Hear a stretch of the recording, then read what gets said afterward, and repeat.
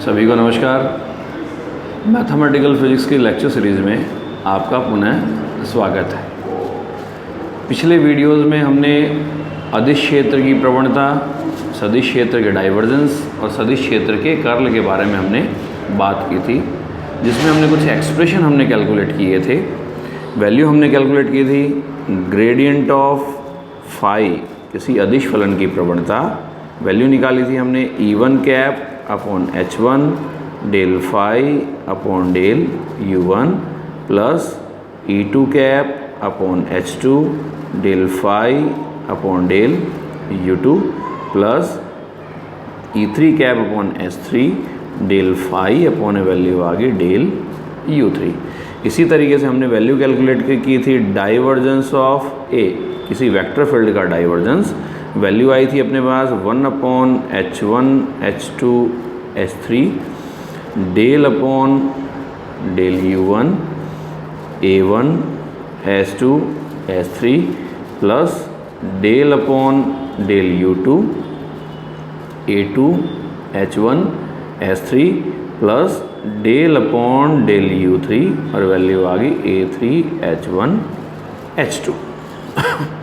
ठीक है। और थर्ड एक्सप्रेशन हमने कैलकुलेट किया था curl of A equals to value आई थी 1 upon H1 H2 H3। Value आ गई थी E1 cap H1 E2 cap H2 E3 cap S3।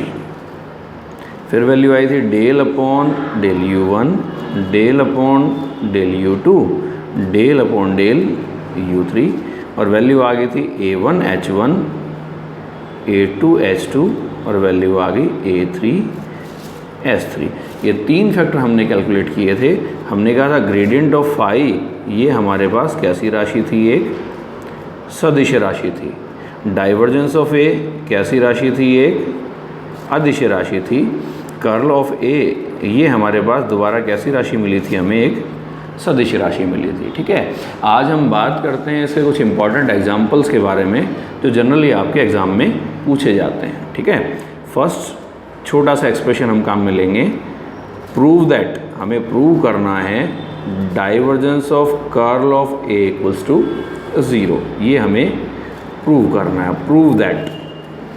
ठीक है। तो हम क्या कहें कि कर्ल ऑफ ए, हमने एक्सप्रेशन कैलकुलेट किया था 1 upon H1 H2 H3 E1 cap H1 E2 cap H2 E3 cap S3 del upon del U1 del upon del U2 del upon del U3। इसी तरीके से वैल्यू आ गई A1 H1 A2 H2 और value आ गई A3 S3। हमने कहा कि कर्ल ऑफ ए कैसी राशि है? एक सदिश राशि है। ठीक है। तो सपोज दैट हमने मेंशन कर दिया कि भाई एक वेक्टर क्वांटिटी है, तो कर्ल ऑफ ए हमने कह दिया जैसे E1 कैप, कोई फंक्शन बता दिया, कोई वैल्यू बता दी, suppose that V1 E2 cap V2 plus E3 cap V3। ठीक है। कर्ल ऑफ ए यदि एक सदिश राशि है तो उसके E1 कैप E2 कैप और E3 कैप तीनों दिशाओं में हम कंपोनेंट कैलकुलेट कर सकते हैं। हम ये मान रहे हैं कि E1 कैप दिशा में उसका घटक V1 है, E2 कैप दिशा में उसका घटक V2 है और E3 कैप दिशा में उसका घटक V3 है। ठीक है। तो देखो इस इक्वेशन से यदि हम कोफिशिएंट कंपेयर करें E1 कैप H1, है ना, इसका कोफिशिएंट कंपेयर करें तो देखो E1 कैप का कोफिशिएंट यहाँ कितना है? कोफिशिएंट है V1। यहाँ यदि आप E1 कैप का कोफिशिएंट कैलकुलेट करोगे तो वैल्यू कितनी आएगी? 1 upon H1 H2 S3। E1 cap है तो मल्टीप्लिकेशन में आ गया H1। फिर क्या करेंगे अपन? कैसे सॉल्व करते हैं कि भाई ये वाली रो हम छोड़ेंगे और ये वाली रो हम छोड़ेंगे, लेफ़्ट को राइट से मल्टीप्लाई करें, राइट टू लेफ़्ट मल्टीप्लाई करें, तो वैल्यू आएगी del upon del U2, value आ गई A3 S3 माइनस वैल्यू आ गई डेल अपॉन डेल U3 और वैल्यू आ गई A2 H2। H1 से H1 कैंसिल हो गया, यानी वैल्यू आ गई V1 H2 S3 equals two factor आ गया डेल अपॉन डेल U2 और वैल्यू आ गई A3 S3 minus del upon del U3 आ गया और वैल्यू आ गई A2H2 आ गया। कैलकुलेट कर सकते हैं। इसी तरीके से इसी प्रकार सिमिलरली इसी प्रकार यदि हम वैल्यू कैलकुलेट करें E2 कैप के गुणांक की तुलना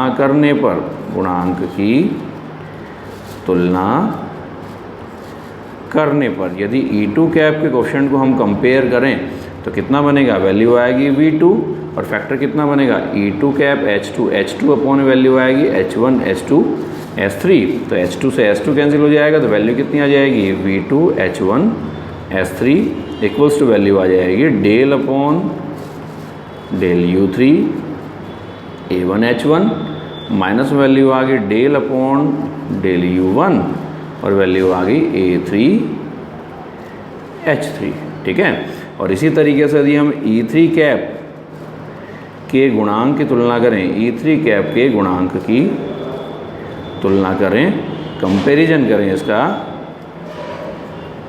तो कितना बनेगा, E3 कैप का कोएफिशिएंट आएगा S3 से S3 कैंसिल हो जाएगा तो वैल्यू आ जाएगी V3 H1 H2 equals to value आ गई del upon del U1 A2 H2 minus del upon del U2 और वैल्यू आ गई A1 H1।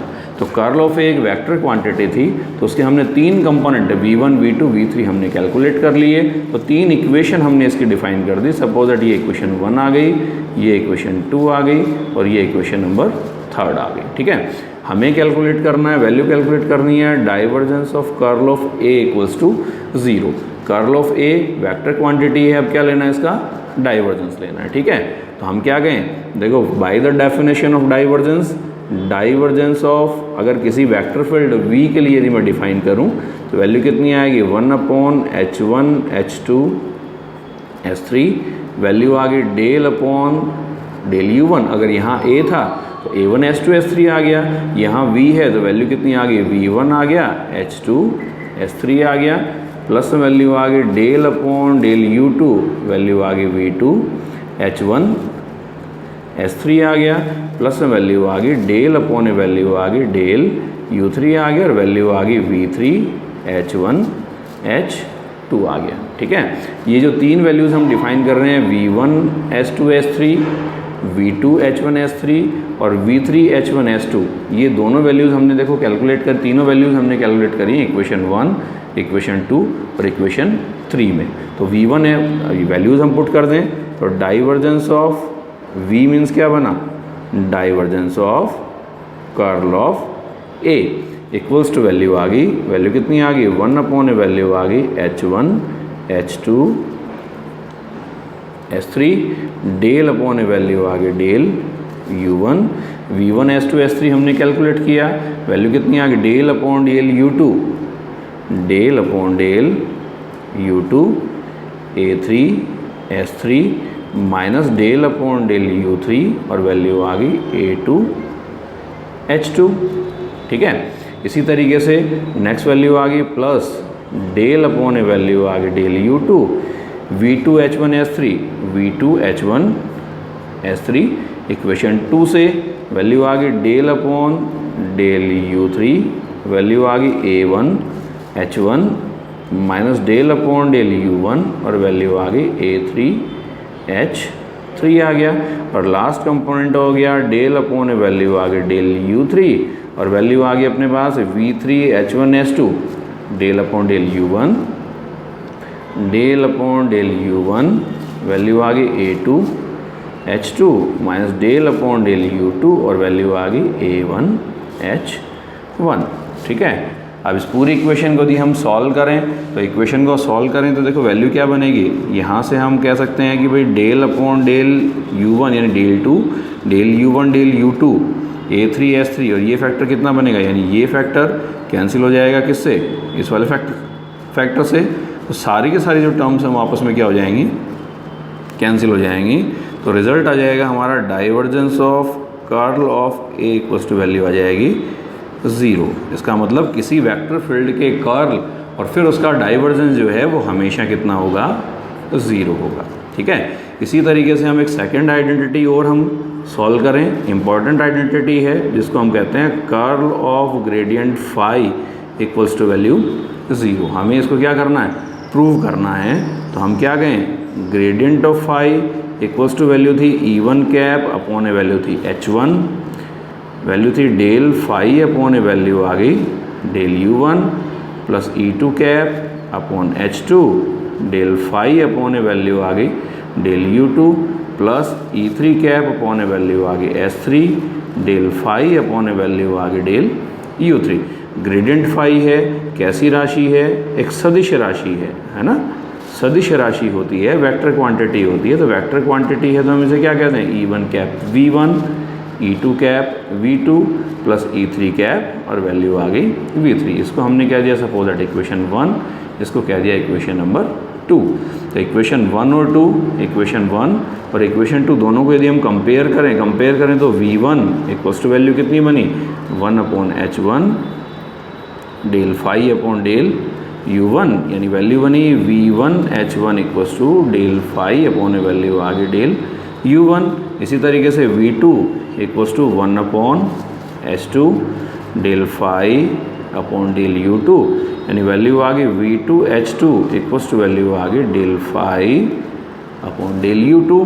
Similarly V3 equals to 1 upon S3 del phi upon value आ गई del U3, यानी value आ गई V3 S3 equals to del phi upon value आ गई डेल U3। ठीक है, अब हमें क्या कैलकुलेट करना है, हमें फैक्टर कैलकुलेट करना है कर्ल ऑफ ग्रेडियंट फाई, या इसे हम क्या कहते हैं, हमें फैक्टर कैलकुलेट करना है कर्ल ऑफ V। ठीक है, तो कर्ल ऑफ V को यदि मैं डिफाइन करूं तो कर्ल ऑफ V कितना बनेगा, 1 अपॉन वैल्यू आ गई H1 H2 S3, वैल्यू आ गई E1 cap H1 E2 cap S2 E3 cap S3 del upon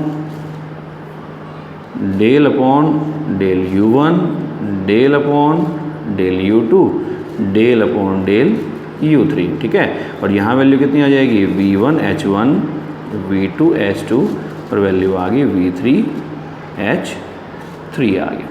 ठीक है, ये फैक्टर आ गया। तो इसकी वैल्यूज़ हमने कैलकुलेट करी हैं अभी, 1 upon V1 H1 V2 H2 and V3 S3। तीनों वैल्यूज़ यदि हम पुट कर दें 1 अपॉन H1 S2 S3 तो वैल्यू आ गई E1 cap H1 E2 cap H2 E3 cap S3 del upon del U1 del upon del U2 और del upon del U3। V1 H1 कितना बना, del phi upon del U1 del phi upon del U2 and del phi upon value आ गई del U3। ठीक है, या equals to value आ गई 1 upon H1 H2 S3। Component calculate करें हम, E1 कैप H1 का कोफिशिएंट अगर हम निकालें तो वैल्यू कितनी आएगी, डेल अपॉन डेल U2 और वैल्यू आ गई डेल फाई अपॉन वैल्यू आ गई del U3 minus del upon del U3 और वैल्यू आ गई डेल फाई अपॉन वैल्यू आ गई डेल U2। कैलकुलेट कर सकते हैं इसी तरीके से, है ना। ठीक है, इस तरीके से हम इसको कैलकुलेट कर लें। नेक्स्ट वैल्यू आ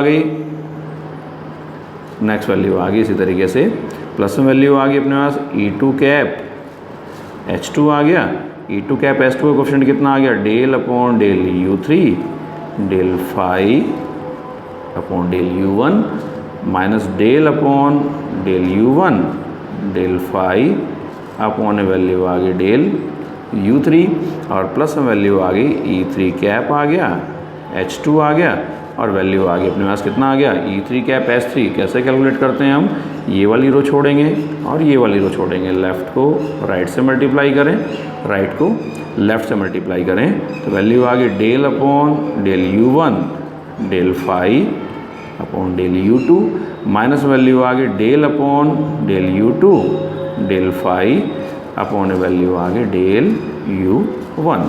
तो ये फैक्टर है del 2 phi del U2 del U3 बनेगा, del 2 phi del U3 del 2 बनेगा। तो इस फैक्टर से ये वाला फैक्टर कैंसिल हो जाएगा, इस फैक्टर से ये वाला फैक्टर कैंसिल हो जाएगा, इससे ये वाला फैक्टर कैंसिल हो जाएगा। इसका मतलब curl of V equals to curl of gradient phi equals to value आ गई 0। ठीक है, तो ये बहुत दो इंपॉर्टेंट वेक्टर आइडेंटिटी हैं जिनका यूज़ इलेक्ट्रोमैग्नेटिज्म या इलेक्ट्रोडायनामिक्स में, जहां अपन स्केलर फील्ड और वेक्टर फील्ड्स को अपन डिफाइन करते हैं या इलेक्ट्रिक फील्ड और मैग्नेटिक फील्ड्स को हम डिफाइन करते हैं, वहाँ इन दोनों वेक्टर आइडेंटिटी का बहुत इम्पॉर्टेंट यूज़ होता है। ठीक है, तो आज के लेक्चर में हम इतनी ही बात करेंगे। लास्ट में एक छोटा सा मैसेज जो हम हर बार देते हैं मेरी तरफ से कि यकीन हो तो कोई रास्ता निकलता है, यकीन हो तो कोई रास्ता निकलता है, हवाओं की ओट लेकर भी चिराग जलता है। तो विश्वास बनाए रखिए, ध्यान रखिए, स्वस्थ रहिए। बहुत बहुत धन्यवाद।